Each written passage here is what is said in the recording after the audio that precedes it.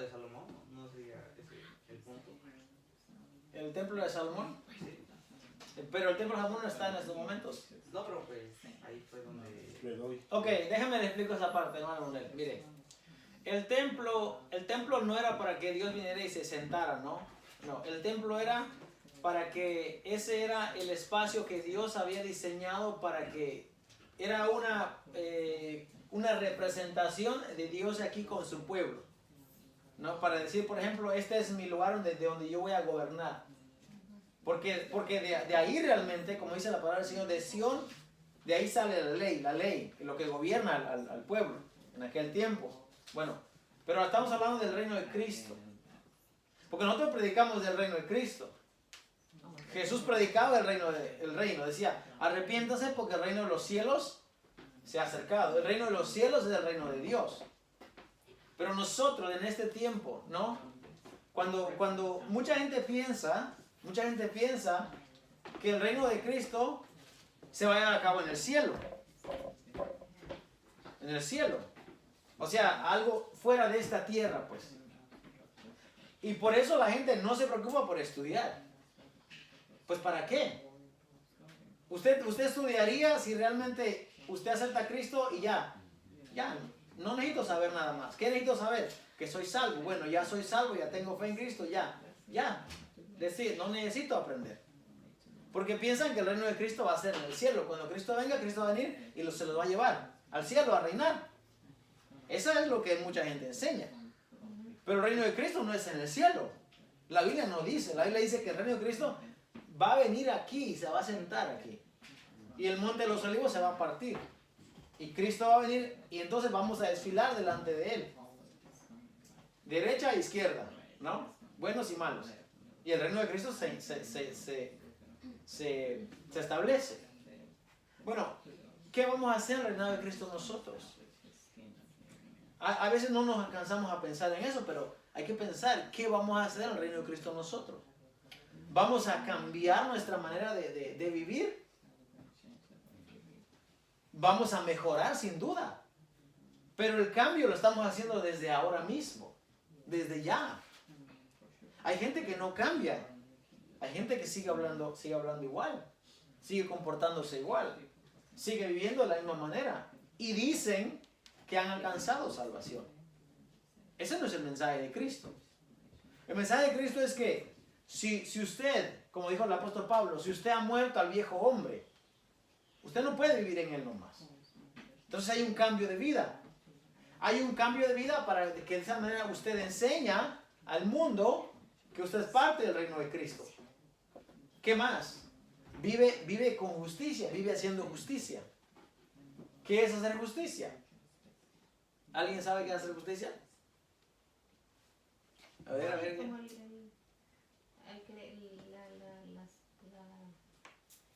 la que pedía justicia delante del juez. Eso es. Bueno, la vida ya estaba pidiendo venganza, realmente. Esa palabra que ella quería venganza. Bueno, justicia sería un ejemplo, ¿no? Sería apoyar, no sé, al necesitado, ¿no? Al que necesita algo básico, pues ahí sería, no ser justicia en ese punto, no ser mentirosos, no ser fraudulentos, ¿qué más? Ser honestos. Ajá. En ese punto y pues saber, ¿no? Lo que uno está haciendo. Hay muchos tipos de justicia, depende de la situación. Ok, pero la Biblia, lo que habla la Biblia de justicia, ¿qué es? Hacer el bien y no hacer el mal. Bueno, si es así, entonces, si tomamos el ejemplo de clases pasadas, el ejemplo de vos, entonces sería rebajarnos nosotros para hacer justicia a alguien más, ¿no? Para reivindicar a otra persona, ayudar a otra persona. Eso sería justicia, ¿no? Eso sería justicia. Justicia realmente en nuestro vocabulario es, como dijo la hermana, muchas maneras de decirlo. Pero los ejemplos que la Biblia habla de hacer justicia realmente es dar la comida, hospedar, no se olvide de hospedar, dar comida y no defraudar al pobre, ni al huérfano ni a la viuda, porque son el extranjero, porque son los grupos más vulnerables. Eso es hacer justicia. El reino de Dios, el reino de Cristo se significa que, a ver, miremos a Cristo. ¿Qué hacía Cristo, no? Ahí nos enfoquemos. ¿Cristo era justo? Totalmente. Bueno, ¿qué hacía Cristo? Miraba a las multitudes y dice, le daba compasión. Compasión es lástima, ¿no?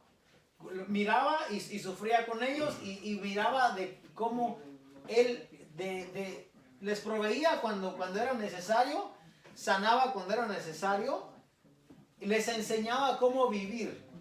Pero no les enseñaba así como predicando nada más, ¿no? Aunque el sermón del monte dice que se subió al monte y se sentó. Ese sermón del monte, ese mensaje que les dio, era un mensaje de total reflexión para ellos. Pero fíjense que en ese sermón del monte lo que Cristo les da consuelo a ellos en el reino de Dios. Bienaventurados los que lloran, bienaventurados los que sufren, los que padecen persecución. Lo que está trayendo es trayendo consuelo a la vida de ellos. Está en cierta forma sanando un poco la congoja, la tristeza que ellos tienen. Entonces, si Cristo hubiera sido millonario, Él hubiera regalado todo, ¿verdad? Como le dijo al rico, al joven rico. Vende todo lo que tienes, dáselo a los pobres. Por eso hablábamos que el reino de Cristo es socialista. El reino de Cristo, no me estoy refiriendo a ningún partido ni a ningún país. El reino de Cristo quiere que tú compartas con el que no tiene. El reino de Cristo quiere que tú no seas egoísta, o sea, sí egoísta se llama, no selfish, solamente para ti. Avaro, que no acapares más de lo que debes. Hay muchas maneras de cómo impartir justicia.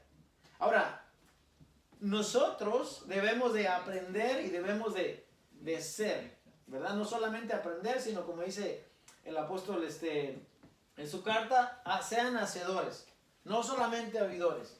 Porque si escuchamos y no damos o no hacemos, entonces nos estamos haciendo olvidadizos. Hay muchas maneras de cómo usted puede impartir justicia. Cuando miras a una persona que está necesitada y tú la ves, yo miro a las personas, como manejo mucho, miro a las personas. Y hay veces que la persona está parada en la esquina y tú puedes notar el grado de ansiedad que esa persona tiene porque le hace falta algo. Muchas veces no es comida. Muchas veces no es comida. Entonces, me acerco y le pregunto, ¿para qué quieres dinero? Y me dice, no he comido, tengo hambre. ¿Tienes hambre? ¿Vas a comprar comida con dinero que te voy a dar?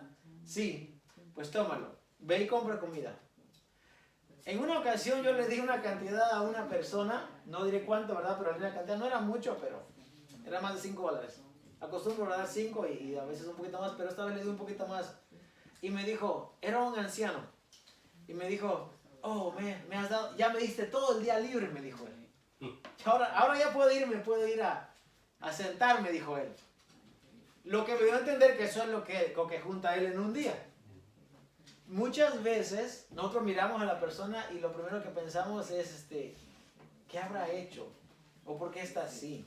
¿O estará pagando algo? ¿O venimos a hacer juicios, pero no le damos? Eso es incorrecto. Tenemos que darle. A usted le sobran $5, les cobran $2, les sobran $10. Regáleselos. ¿Mande? Aunque sea un joven, hay más joven que yo y que trae buenos zapatos, le tengo que dar, que se pidiera. Yo a veces yo también los miro y digo, bueno, wow, pudiera estar trabajando mejor bueno, le voy a contestar. Está mejor joven y fuerte. Le voy a contestar esa pregunta. Si esa duda llega hacia usted, no se lo dé. No se lo dé. Porque dice la palabra del Señor que Dios ama al dador alegre. ¿Correcto? Sí. Alegre. O sea, cuando usted le da, asegúrese que sea alegre cuando se lo dé. Pero si lo mira y dice, no, estamos aquí, no se lo dé. Vaya y haga la obra de caridad en otro lugar. Pero hágalo. Con que haga su hora del día es suficiente. Bueno, entonces, el reino de Dios es un reino de justicia. Y nosotros estamos aquí para que cuando usted vaya allá afuera mira la necesidad, se conduela y haga su parte. Haga su parte. Porque si usted aprende aquí en esta vida, en este tiempo, cuando Cristo instale su reino, a usted se le va a hacer bien fácil. Bien fácil se le va a hacer. Ahora, la Biblia dice que Cristo cuando venga va a entregar tareas, va a entregar trabajo, va a entregar responsabilidades. Imagínese cómo se mirará usted en un puesto en el que a usted le toque distribuir para los demás. Si usted piensa egoístamente o piensa selectivamente, no va a calificar para ese puesto. Entonces su puesto se lo van a dar a otro. Y en vez de usted un general va a ser un peón. Si usted se pone a pensar en el reino de Cristo, realmente es una institución bastante grande. Porque tiene que haber de todo. Mientras pasa el milenio. ¿Cuánto es el milenio?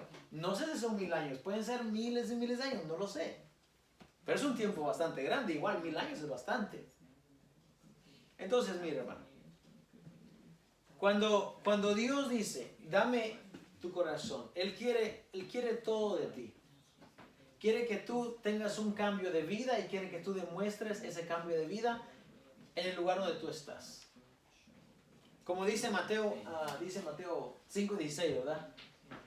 Que nuestra luz tiene que alumbrar delante de los hombres. Para que los hombres vean tus obras, dice, y glorifiquen a nuestro Padre que está en los cielos. O sea que si usted hace una obra con un indigente y esa persona dice que Dios te bendiga, o dice God bless you, o dice gracias a Dios, esa persona está glorificando el nombre de Dios, ¿correcto? Muy bien, ahora, en la oración de Mateo 6, cuando dice Padre nuestro que estás en los cielos, ya vimos por qué en los cielos, ¿verdad?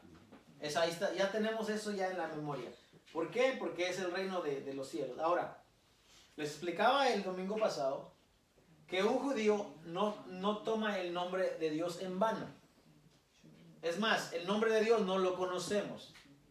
No lo conocemos, yo no lo conozco. He buscado, estudiado y no está. No lo conozco. Solamente son el tetragramatón, que son solamente consonantes. La Yud, la Hei, la Vav y la Hei, y ya. Y ese nombre está escondido ahí por alguna razón. Qué bueno que no nos dieron a los gentiles ese nombre. Porque si nos lo hubiesen dado, a nosotros ya no hubiera caído juicio de tanto que lo blasfemamos o lo avergonzamos. Le voy a contar algo. El día de ayer yo estaba hablando con una persona. Él me preguntó, ¿eres cristiano? Le dije, sí. Y me dijo, ¿qué eres? Y le dije, bueno, mira, yo no soy bautista, le dije. No soy bautista porque los bautistas no aplauden y a mí me gusta aplaudir cuando canto. Pero tampoco soy pentecostal, le dije, porque el pentecostalismo muchas veces se sale del orden y se hace un desorden. Cuando le dije que no era bautista se alegró, pero cuando le dije que no era pentecostal dijo, espérate, tú estás mal. ¿Por qué? Dice, y le digo, yo no creo, la Biblia me dice que Dios es un Dios de orden, yo no creo en el desorden. Me dice, no, pero tú tienes que hablar en lenguas. Y entonces yo le dije, de veras, a ver, enséñame, le dije. Y dijo, you got the right man, dijo. Y entonces me dijo, I forgot to tell you, I'm the pastor, me dijo él. Sí, entonces, ¿de qué iglesia? Entonces me dijo, no diré la iglesia aquí porque hay gente que está escuchando, pero es una iglesia bastante grande acá en Columbus. Y empezamos a hablar, y entonces él me empezó a dar sus versos, entonces de la Biblia, y yo le dije, ¿eso es todo lo que tienes? Y me dice, sí, es suficiente. Y comenzamos a dialogar un momento. Entonces parece que se estaba quedando un poco fuera de argumentos, y luego llegó la persona de la casa. Y entonces llegó y lo fuimos a saludar, el dueño del trabajo, y dijo, otro día hablamos, muy bien. Entonces pasó un rato y yo seguía allá afuera haciendo mi trabajo. Entonces al rato salió y me empezó a preguntar que realmente qué era lo que yo hacía, qué era mi trabajo, porque yo no estaba como que viendo ahí el trabajo que estaban haciendo ellos. Y entonces le digo, mira, yo me dedico a esto y esto y esto. Entonces escuché ya no en tema de la Biblia, sino ya una persona hablando en su estado común de cualquier persona. Entonces me empecé a dar cuenta que en su vocabulario habían palabras que no estaban correctas.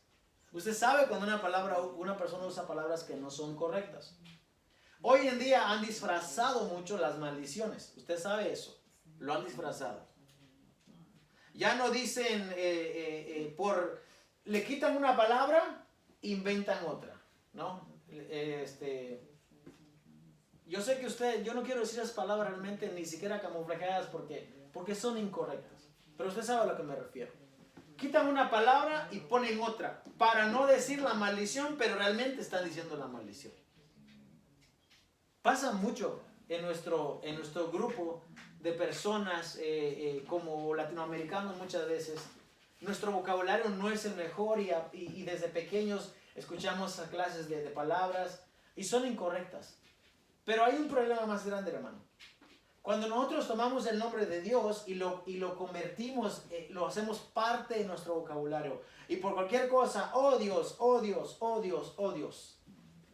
Eso es un desorden. Éxodo 20 dice, yo soy Jehová tu Dios que te saqué de la tierra de Egipto. No tendrás Dios ajenos delante de mí. Y luego les dice, no tomarás el nombre de Jehová tu Dios en vano.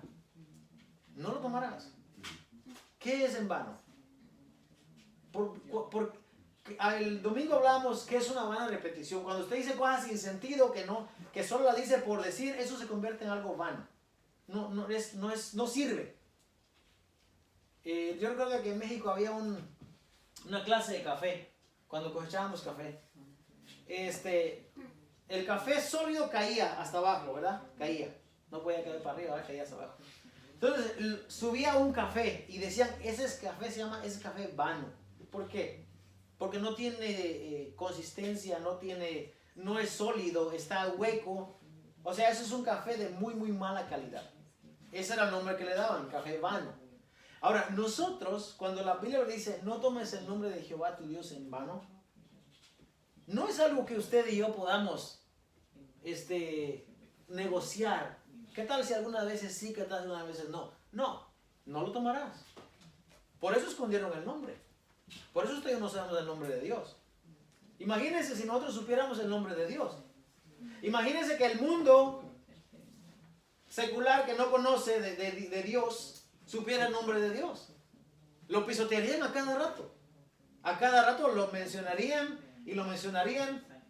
El domingo hablaba de cuando a veces está lloviendo, hay mucha gente que dice, ya Jesús cierra la llave, dicen. Chiste. Eso no es un chiste. ¿Por qué usted va a tomar el nombre de su Salvador y lo va a hacer un chiste? Y entonces se tiene que reír, se tiene que aceptar el chiste. No. Nuestros labios realmente no deben de estar pronunciando cosas vanas. Por eso los judíos dicen el reino de los cielos. No dicen el nombre de Jehová Dios, de Yahvé, de Yahweh.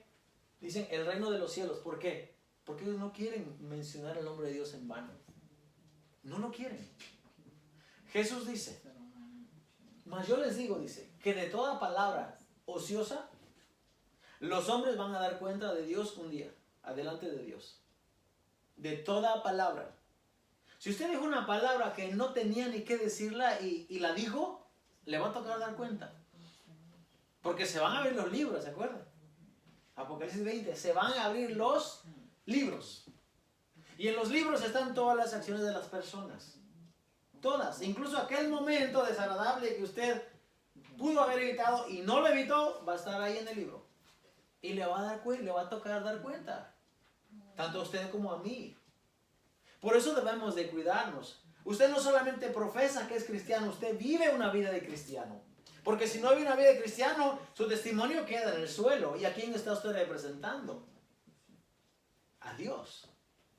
A David le dijeron, hiciste este pecado, ¿qué hiciste? Mataste, robaste, escondiste, adulteraste. Pero el castigo no te vino por esas cosas, le dijo el profeta Natán. El castigo te va a venir porque por cuanto esto hiciste, los hombres, está refiriendo a los que miraban al rey, blasfemaron el nombre de Dios. ¿Por qué lo blasfemaron? Porque mira cómo es el rey. Mira cómo es el que representa a Dios aquí en la tierra, porque el rey representaba a Dios aquí en la tierra. Ese Dios está siendo representado por el rey David. Y el rey David ha hecho una clase de delitos, de pecados. Y los hombres entonces dicen, mira el rey que tienes. O sea, ese es el Dios que tú representas. ¿Qué pasa hoy en día cuando la gente nos ve? Usted no se representa a usted mismo. Usted tiene un nombre sí y un apellido sí. Pero su apellido y su nombre no es tan importante como para que le vayan a dar ese gran crédito por ese nombre y apellido. ¿No? A menos que sea una familia ya muy pudiente. Pero dicen, ese es un cristiano. Y él va a la iglesia. Y esto pasa mucho, especialmente en las iglesias de inglés, de habla inglés, los norteamericanos. Es muy común que la persona maldiga y diga cosas sucias y cosas incorrectas. Pero hoy en día disfrazadas. Ya es disfrazado. Le quitan una palabra y le ponen otra. Y como quiera, están diciéndolo. Es que es lógico que lo está diciendo. Si usted lo conoce, usted sabe que lo está diciendo. Si usted escucha una canción mundana, una canción que no tiene letra, que alabe a Dios, por ejemplo. Y viene alguien que dijo, esta canción está bonita. Bueno, le voy a cambiar la letra y le voy a poner una letra cristiana, dicen, ¿verdad? Y pum, se la sueltan ahí, ¿no? Y usted escucha esa canción, pero usted conoce esa canción. Aunque esté diciendo cosas positivas, cosas que hablen del reino, ¿no? Entre comillas y así. Pero usted sabe la canción. Y cuando usted la está escuchando, ¿qué está cantando? ¿O qué cantan las personas? ¿No? Que realmente, si somos honestos, yo le voy a decir, yo no escucho lo que está diciendo el hombre. Yo escucho la canción que yo conozco. Solamente que está disfrazada. ¿Cuál es la intención realmente del corazón? Lo mismo pasa con las palabras. Lo mismo pasa con las maldiciones. Si nuestro Padre está en los cielos y nuestro Padre creó todos los cielos, y nuestro Padre pide en nosotros nuestro corazón, ¿qué está pidiendo? Nuestra voluntad, nuestro yo, nuestra esencia. Eso es lo que Dios quiere en nosotros. Y luego sigue diciendo, santificado sea tu nombre. Y ya hablamos, ¿no? ¿Cómo santificamos el nombre de Dios nosotros? ¿Cómo lo santificamos? ¿Cómo podemos hacer santo el nombre de Dios nosotros? No se puede, ¿verdad? No hay manera. El Dios ya es santo. Es santo 3 veces. ¿Cómo lo vamos a santificar?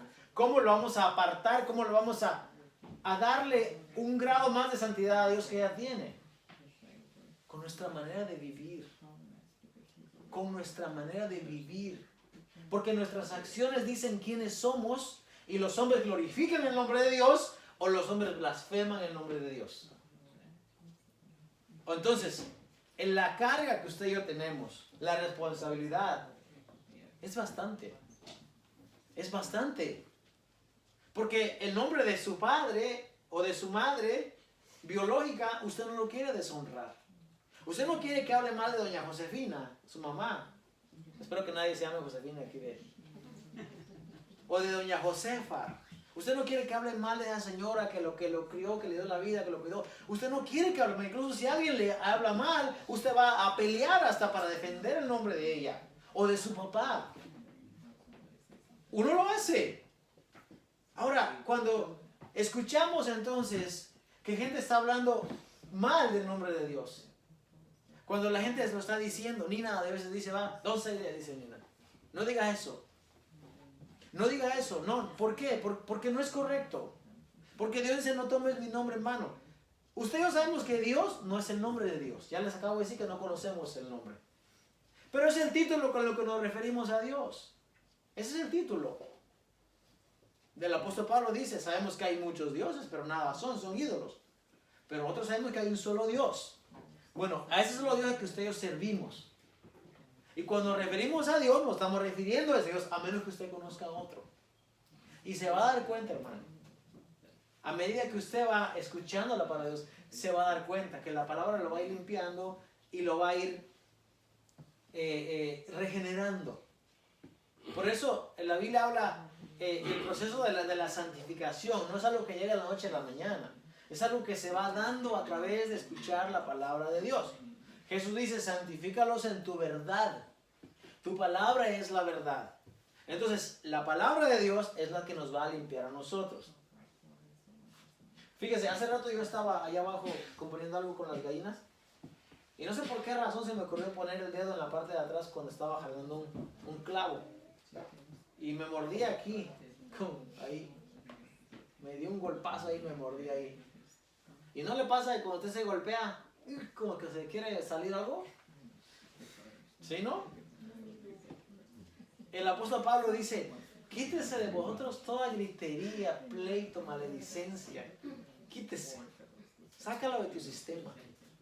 Te lastimaste, golpeaste, pues ya. Ni modos.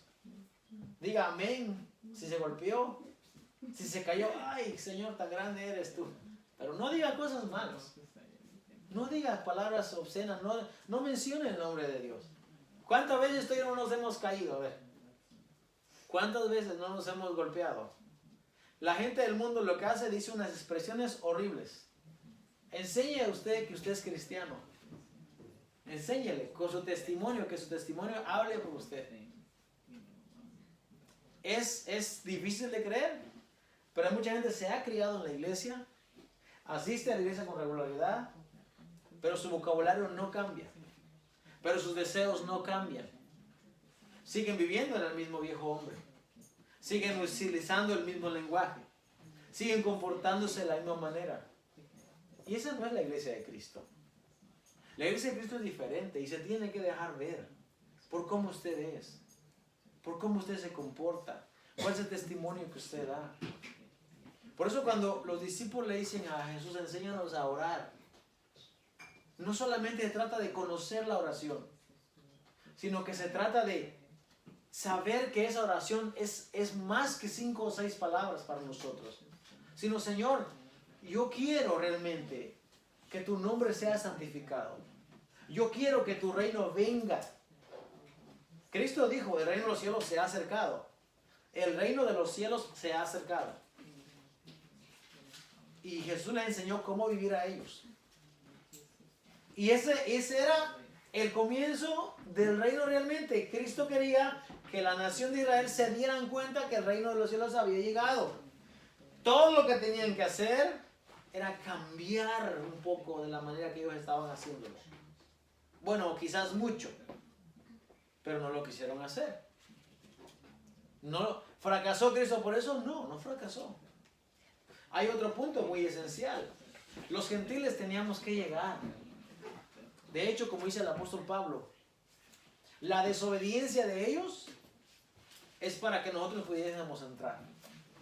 Estamos aquí por la desobediencia de ellos. ¿Por qué? Porque Dios en su plan infinito, en su sabiduría, Dios sabía que desde Abraham iban a ser benditas en él todas las naciones de la tierra. Todas. Y en ese momento no había tantas naciones. Pero a través de que ellos rechazaron al Mesías, nosotros entonces entramos. Ahora nosotros estamos listos aquí. Nosotros queremos caminar como dice la palabra del Señor. ¿Ese hermano sirve, verdad? No. Lo sugiere, no lo conecte. ¿Lo sugiere? No.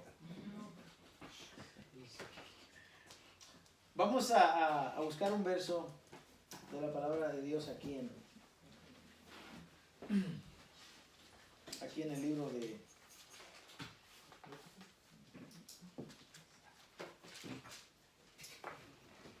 Primera de Reyes 8:23, por favor.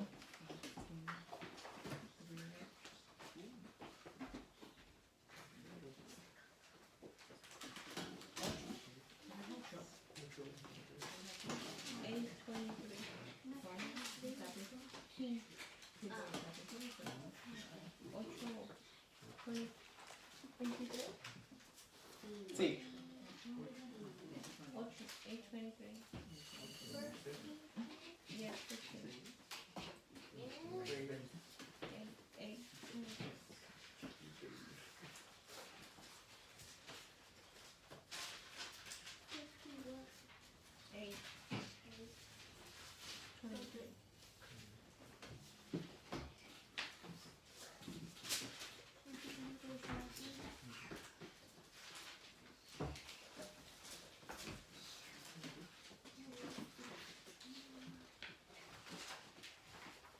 ¿Ya encontramos? A ver, ¿qué dice, por favor? Dijo Jehová, Dios de Israel: no hay Dios como tú, ni arriba en los cielos, ni abajo en la tierra, que guardas el pacto y la misericordia a tus siervos, los que andan delante de ti con todo su corazón. Amén. No hay Dios como tú, arriba en los cielos. ¿Y dónde más dice? Debajo de la tierra. No, ok. No hay Dios como tú. No hay. Eres único. No hay nadie más. No hay Dios como tú. Los pueblos de aquel tiempo conocían muchas deidades o tenían muchos dioses. ¿Ok? Vimos el caso de Éxodo, de las 10 plagas.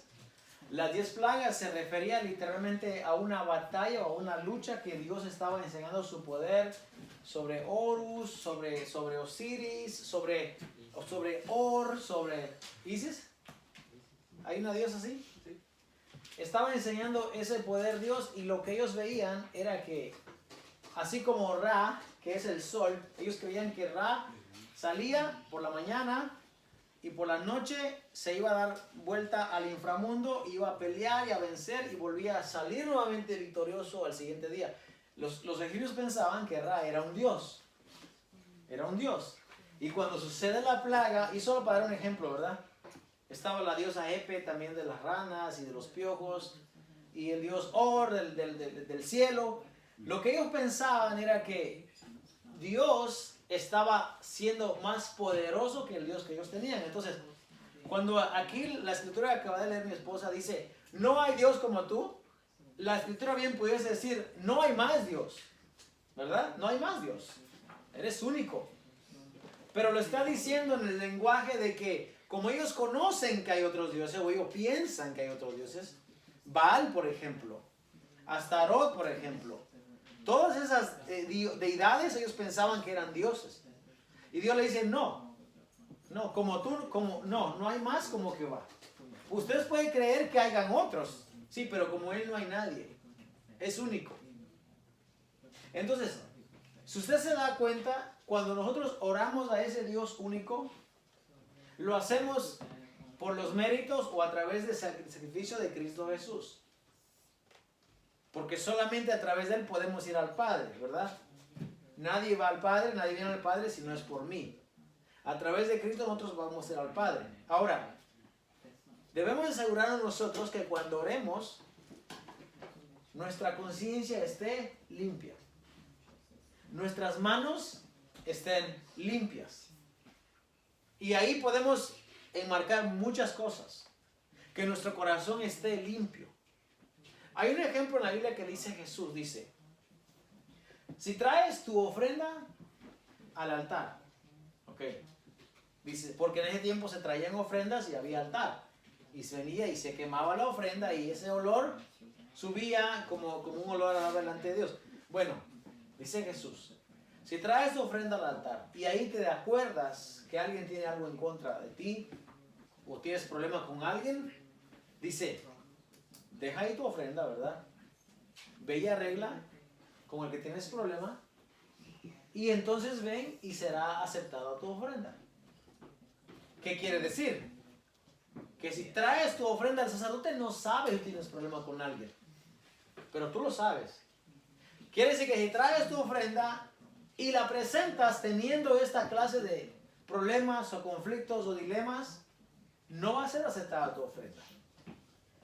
No va a ser aceptada tu ofrenda. Y el apóstol Santiago nos dice a nosotros los maridos, ¿verdad? ¿Se ha preguntado usted por qué el deber no es a las mujeres? ¿Nunca se ha preguntado? ¿Por qué a las mujeres no se les manda a orar? ¿No se ha preguntado por qué? Porque es el hombre. ¿Mande? No respeta. Es oraría Perdón. porque el hombre. Le voy a decir por qué. ¿Ya?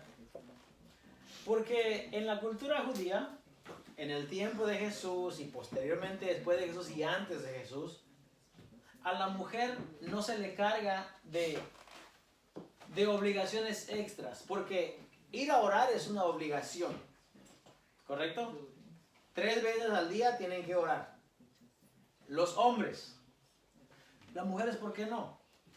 Porque los judíos dicen, la mujer de por sí desde que es concebida y desde que es seleccionada mujer, tiene un nivel de espiritualidad mayor que el hombre. Eso es lo que ellos piensan. Tiene un nivel de espiritualidad mayor que el hombre. Sí, las mujeres no están tan propensas a pecar tanto como pecamos los hombres. Eso es lo que ellos piensan. Estamos hablando de aquel tiempo. Además dicen, ir a orar es una mitzvah, que es un mandamiento. La mujer cuando pasa por sus días, su proceso de purificación que ellas tienen, no pueden ir a orar. ¿Por qué? Porque están en ese nivel de impureza. Entonces, ¿cómo se va a cumplir la mitzvah en ese momento? No hay manera. Por lo tanto, entonces las mujeres están excluidas de la oración. La mujer puede apoyar a su esposo, pero la mujer no se tiene que presentar. A ver, dijo Dios, 3 veces al año se presentará delante de mí todo varón. Ahora, ahí está hablando del varón con su familia, pero principalmente la responsabilidad recae sobre el varón. ¿Sí? La mujer en aquel tiempo no es administradora de negocios, ni tiene negocios de limpieza, ni trabaja en el hospital, y nada de eso. Nada. Nada. Entonces, ¿qué pasa? La mujer tiene un rol, tiene una función. ¿Qué es la mujer? Cuida su casa. ¿Por qué usted cree que Proverbios cuando habla no habla de que el hombre sabio edifica su casa? No habla de eso. Cuando habla de construir se refiere al hombre, pero cuando habla de edificar la casa se refiere a que la mujer pone los pilares en la casa, la que pone el orden. Fíjese todo el trabajo que tienen las mujeres. Todo el trabajo que tienen las mujeres. Y me estoy refiriendo ya no tanto a este siglo XXI, ¿verdad? Nos concentremos en lo que dice la Escritura. Tiene que criar a los niños, tiene que enseñarle la Torah, tiene que educarlo. ¿Quién instruyó a Timoteo? La mamá, no el papá era griego. La mamá le enseñó. La mujer judía enseña a sus hijos hasta los 10 años de edad. Y entonces allí, bueno, es a los 11 realmente, entonces el niño va y se presenta y sube a Jerusalén. Y a partir de ahí tiene que subir cada año, entonces le toca al papá educarlo y enseñarle un oficio. Pero la educación principal comienza con la mamá. La mamá ya tiene muchas responsabilidades. Acordemos también que hablamos en un tiempo que las mujeres tenían muchos hijos. Muchos hijos. Entonces no se le da mandamiento a la mujer. Por eso cuando el apóstol Santiago habla de orar, no habla de las mujeres, habla de nosotros los maridos, los hombres. Dice 1 de Pedro 3:7. En 1 de Pedro 3:7 nos habla a nosotros y nos dice algo similar a lo que dijo Jesús cuando traemos la ofrenda. ¿Amén? Y la semana pasada empezamos a leerlo, pero no lo terminamos. Explicamos un poco acerca de la sujeción de la mujer hacia el esposo y del deber que el hombre tiene que tener con su esposa. Vamos a ver el verso 7 que dice: vosotros maridos igualmente vivid con ella sabiamente, dando honor a la mujer como a vaso más frágil y como a coherederas de la gracia de la vida, para que vuestras oraciones no tengan estorbo. Punto. Y cuando habla aquí a los esposos, no es que está excluyendo a los jóvenes que no tienen esposa, porque igual los jóvenes tienen que orar a Dios también. Y el joven igual tiene responsabilidad, no tiene esposa, pero tiene papá y tiene mamá. ¿Cómo un joven va a orar a Dios si está en problemas o en disgusto con sus padres? No hay manera. Tienes que arreglar primero tus problemas con tus papás y entonces venga y presenta delante de Dios. A nosotros nos dice, a los esposos nos dice, tienes que vivir con tu mujer sabiamente. Dale honor como que es un vaso más frágil. Ten en cuenta que también es coheredera contigo. O sea, es igual que tú. Pero ella no tiene la responsabilidad de orar. Pero es coheredera contigo. Dice, de esa manera tu oración no va a tener estorbo. Tu oración va a llegar porque no tiene estorbo. ¿Sabe usted qué es estorbo en la Biblia? Se va a sorprender. ¿Sabe qué es estorbo en la Biblia? ¿No? ¿Mande? ¿Algo que no sirve? ¿Algo que qué? Que no sirve. Que no sirve, estorba decimos, ¿no? Estorbo es tropiezo. Un tropiezo. Algo que te hace caer. Cuando Jesús le dice el plan a sus discípulos y le dice todo lo que va a pasar, ¿verdad? Pedro se acerca y le dice, no maestro, que de ninguna manera te acontezca. No, que no te pase eso, le dice. No vayas a la cruz. ¿Y qué es lo que Jesús le dice? Quítate Mande. de mí, Satanás, Apártate de mí, Satanás. tropiezo. Me eres tropezadero. ¿Pero qué? ¿Se le metió Satanás a Pedro? ¿O Pedro era Satanás? No. Pero cuando hablamos de Satanás, nosotros no pensamos que Satanás sea, que quiera decir tropiezo, ¿verdad? Nosotros lo figuramos o a nuestra mente viene un ser maligno, un ser malo, alguien que está ahí, como dice Santiago, como un león tratando de buscarnos. También es eso.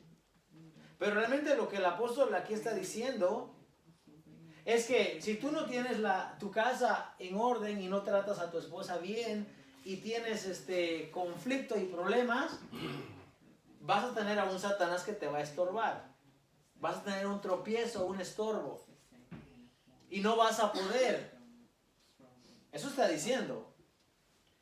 Cuando buscamos en la Biblia nosotros, es más, le voy a decir algo ahorita, así como para que venga la siguiente clase.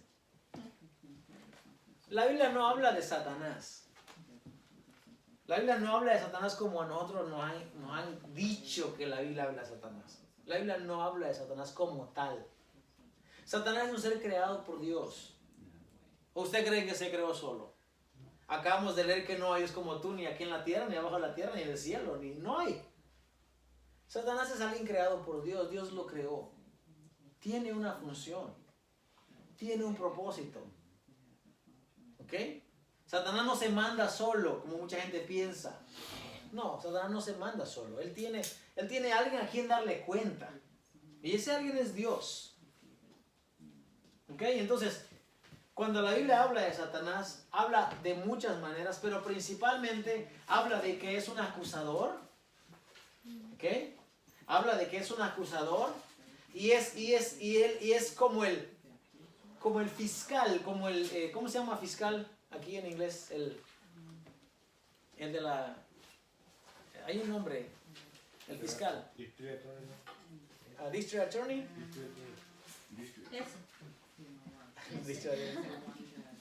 El fiscal es el que está en la corte para acusarte, para decirte todos tus problemas, ¿no? Y tú tienes que te llevar a un abogado para que te defienda del fiscal.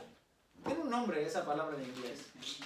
Pues en la Biblia ese es Satanás. El acusador. El acusador. Es el que te echa la tierra encima y que te saca tus faltas delante de Dios para que Dios te culpe o te exonere, una de dos. Te culpe realmente. Lo vemos en el caso de Zacarías, como el sacerdote Josué. Satanás estaba ahí para acusarle, dice claramente ahí. Ahí estaba el sacerdote Josué, vestido de ropas viles, y Satanás estaba ahí para acusarle, para decirle lo que había hecho mal, para que le caiga juicio por lo que ha hecho. Y lo mismo hizo con Job. Pero si mira, ¿cómo lo tienes? Pero con razón. Pero si así cualquiera. Eso es lo que hace Satanás. Eso es en la Biblia lo que hace Satanás. Pero Satanás entonces quiere decir tropiezo. La palabra Satanás en hebreo es ha-satán, el Satán. Y el Satán lo que quiere decir es tropiezo. Y el apóstol Pedro aquí está diciendo, mira, si tú no arreglas tus cosas con tu esposa, con tu familia, tu oración va a tener un Satanás en medio, va a tener un tropiezo. ¿Cómo usted cree cuando usted ora, no? El Satanás está allá y le está diciendo, hey, pero mira, Si este tiene problemas aquí, si mira lo que pasó acá, su oración no va a llegar. Aunque usted sepa el Padre Nuestro. El prosecutor. El perseguidor. Ese es Satanás en la Biblia. El perseguir, fue fiscal, es ese persecutor. Ese es Satanás en la Biblia. Fíjese, hay gente que cuando ora se pone a reprender a Satanás. Y lo reprende y lo reprende. Pobrecitos, dice la Biblia. Judas, en su carta dice él. Estas personas no saben lo que están diciendo. Manciadores de la carne, dice, se atreven a decir cosas blasfemas en contra de los espíritus, dice. Pero ni aún, dice, el arcángel Miguel cuando peleaba por el cuerpo de Moisés se atrevió a proferir juicio de maldición, sino que dijo que el Señor te reprenda. Y esta gente cuando ora se pone a reprender a los cuatro vientos y hablar y decir cosas infladas que no saben lo que están diciendo. La oración no es un campo de guerra para que usted vaya a pelear y decir no, usted y yo no podemos pelear con eso. Usted y yo solamente podemos orar como hacía Daniel. Y cuando el ángel vino le dijo, mira Daniel, tu oración fue escuchada desde el primer momento que tú la hiciste. Pero se me opuso, cuando venía con la respuesta, se me opuso el príncipe de Persia. O sea, ahí arriba hay luchas, hay peleas. Daniel no está ahí arriba, Daniel está aquí orando. Quien pelea ahí arriba es alguien más. Por eso dice Efesios, nuestra lucha no es contra sangre y carne. Si usted se desgasta y usted empieza a decir cosas que no debe, usted lo está haciendo mal. El proceso de la oración es simple. Pero sobre todas las cosas, usted tiene que tener una conciencia limpia. Por eso Pablo le dice a Timoteo, quiero que los hombres oren en todo lugar, levantando manos santas. Que oren. Oren de la manera correcta. Y como dice el Padre nuestro, Señor, que venga tu reino hacia nosotros, que nosotros podamos ser aquellos discípulos que prediquen tu reino aquí. Pero sobre todo las cosas que vivamos como dice tu palabra. No como dice el predicador, porque el predicador muchas veces puede decir cosas que no son correctas. No, como dice la palabra de Dios. Por eso yo les digo a ustedes, pregunten. O yo les hago preguntas. Pero quiero que usted se envuelva en la clase y que usted aprenda. Y que no se vaya y diga, ahí no voy porque ahí ni le dejan hablar a uno. No, aquí todos debemos de edificarnos. A través de la palabra de Dios todos nos edificamos. Sí, yo soy el que dirijo, pero yo soy igual que ustedes. Yo soy un hermano como ustedes. Por eso es que el que viene aquí le enseñamos amor y compartimos con ellos y los tratamos igual. Y si siendo nosotros como somos, quieren trabajar más y por no venir, pues ese ya es asunto de cada uno. Bueno, ¿alguien tiene una pregunta? Yo sí. A ver, coge. Tú dijiste que cuando nosotros, o sea, cuando nos lastimamos, así como te lastimaste, que no, o sea, no, dice el nombre de Dios en vano, ¿verdad? Pero no sería lo mismo que tú, en vez de decir la mala palabra, es como que disfrazarlo a la misma manera que tú dices, ay Señor, o algo así. No sería lo mismo, porque en vez de decirlo lo estás como que disfrazando, pero lo que quieres decir, o sea... No, porque esa palabra no es un dicho de todo el mundo. ¿O alguien dice eso en inglés? A veces sí. ¿Cuando se da un golpe? Ajá, a veces se dice, ay Señor, o cosas así, porque se suena igualmente como que lo estás disfrazando en vez de decir una mala palabra. Pero yo no sé si hay nota de verdad, eso es lo que yo me inventé. Ya se lo estaba diciendo. Sí, no, en inglés lo que dicen es como el nombre de Jesús y eso sí la usan como mala palabra, pero ya yo creo que eso ya es diferente, ¿verdad? Bueno, yo digo Señor de la Gloria, yo sé si lo digo, ¿no?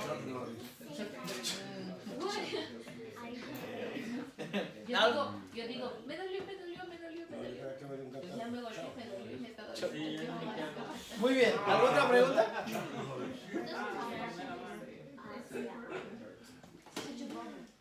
Bueno, yo creo que mientras mientras la palabra que usted vaya a decir no sale con ira, porque es diferente. Usted puede decir una expresión, puede sonar muy buena, pero lo puede decir airado. Porque el asunto de maldecir no necesariamente tiene que ser una palabra horrible o fea, porque escúchela, maldecir, usted está diciendo algo, o sea, usted no está bendiciendo ese momento porque se golpeó, sino que usted está diciendo una maldición por lo que le dio en ese momento. Lo que yo he aprendido es que que cosas pasan y pues ni modos, cometí un error, pero eso no me va a llevar a que me aire, a que me enoje, ¿no? Sino que por el contrario yo digo, bueno, me golpeé, pero pues ya ni modos, a veces me quedo en el suelo un rato y me caí. Me he caído como 3 veces que me he quedado ahí meditando un momento, ¿no? Mi hermano decía, gracias Dios mío. Gracias por el golpe. ¿Por qué más? Eso está bien, porque ni modo, gracias, ¿qué voy a decir? ¿Verdad? Muy bien, ¿alguien más? ¿No? Bueno. Voy a pedirles, por favor, que pongamos de pie, vamos a orar. Acordémonos de orar por los enfermos, los hermanos que están pasando por procesos de cuestiones médicas. El Señor sabe las necesidades y los nombres de las personas. También podemos orar por esta nación, este país en el cual nosotros estamos, ¿verdad? Que vayan mejorando las cosas, ¿verdad? Y que podamos estar mejor sobre todas las cosas, que por lo menos, ¿verdad? Los dirigentes tornen su mirada, un poco su vista hacia Dios para poder hacer esta nación una mejor nación. ¿Amén? Oremos por la nación de Israel también, porque siempre hay que orar, no solamente por Israel, sino por las naciones del mundo. Realmente ese es nuestro deber como cristianos, orar por ellos, y también orar por las familias, las personas que nos han visitado también acá y pues no los vemos. Hay un par de hermanos que dicen que van a venir y dicen que vienen pero no vienen, así que oremos por ellos, amén. Y pues para finalizar nuestro proyecto, que también ahí va mejorando, el sábado, si nos permite, lo vamos a pintar, así que vamos a orar también por eso, amén. Vamos a poner de pie, por favor. Amén. Vamos a pedir a Carlos por que dirija la oración. Padre, te queremos dar gracias por este servicio, Señor. Gracias porque cada día aprendemos más de ti, Señor. Que esa palabra sea cortante, Señor, que penetre, Señor, a todas esas personas que necesitan de la palabra tuya, Padre. Gracias porque tenemos un lugar donde buscarla y donde escucharla, Padre. Te damos gracias por ello. Te damos gracias, Señor, porque tú nos cuidas durante todo el día, Señor, en nuestro trabajo, en nuestras tareas, Padre, en nuestros hogares, Padre, en la carretera. Te damos gracias porque tú estás presente siempre en nuestras vidas, Padre. Ayúdanos a ser mejores, Señor, para llevar tu evangelio por el mundo, Padre, como tiene que ser, Señor. Te damos gracias porque lo encontramos en la Biblia, Señor. La única forma de aprender más y de llevar esta palabra es escudriñando las Escrituras, Padre, porque ahí está la verdad. Te damos gracias, Señor, porque tú estás presente en todo lo que hacemos, Señor. Ahora te pedimos por los enfermos, Padre, con una sanación donde haya falta sanación, Padre. Tú conoces los corazones, tú conoces los dolores, Padre. Tú sabes dónde poner tu mano sanadora. Y yo sé que tú estás presente en las vidas de esas personas. Solo hay que clamar a ti, Padre, y tú respondes, Señor. Te damos gracias, Señor, porque tú estás presente en esas batallas internas que hay en estos países, Señor. Estas naciones que están pasando por situaciones, Padre. Pon la mano sanadora sobre ellos. Pon la paz, Señor, en tu pueblo de Israel, en todos los países, Señor, que necesitan paz, Señor. En esos líderes, Señor, dale dirección, dale discernimiento para que puedan hacer las cosas como tú quieres, Padre. Te damos gracias porque tú estás ahí presente, Padre. Gracias por estas personas que están conectadas, Padre. Dale una bendición a cada uno si es tu voluntad, Señor. Gracias por los aquí presentes, Señor. Gracias por dejarnos llegar a este hogar, Señor. Sigue protegiéndonos y cuidándonos para tener un lugar siempre, Señor, donde buscar de ti, donde aprender de ti, Padre. Te damos gracias por las familias, Padre, nuestros nietos, nuestras nueras, nuestras esposas, nuestros hijos en las escuelas, Padre. Cuídalos de toda maldición, Señor. Cuídalos de toda enfermedad. Te damos gracias por todo ello, Señor. Te damos gracias, Señor, por la paz del mundo, Señor. Te damos gracias por todo lo que tú estás en nuestras vidas a diario, Padre, en todo lo que hacemos nuestros vecinos, Padre. Te damos gracias gracias por todo ello. Ahora nos despedimos, pero nos quedamos contigo, Señor. Llévanos a donde vayamos, Señor, con bien, Señor, y que lleguemos bien a nuestros hogares, Padre. Te damos gracias por esta reunión para buscar de ti, Señor, en el nombre de tu Hijo amado. Amén, Señor Jesús. Gracias, Padre. Amén. Camila, hay un ejemplo en la Biblia. Hay un ejemplo en la Biblia que está en Primera de Reyes. Cuando se estaban cortando leña. Ajá. Y la... I got her that one. Y el Dime.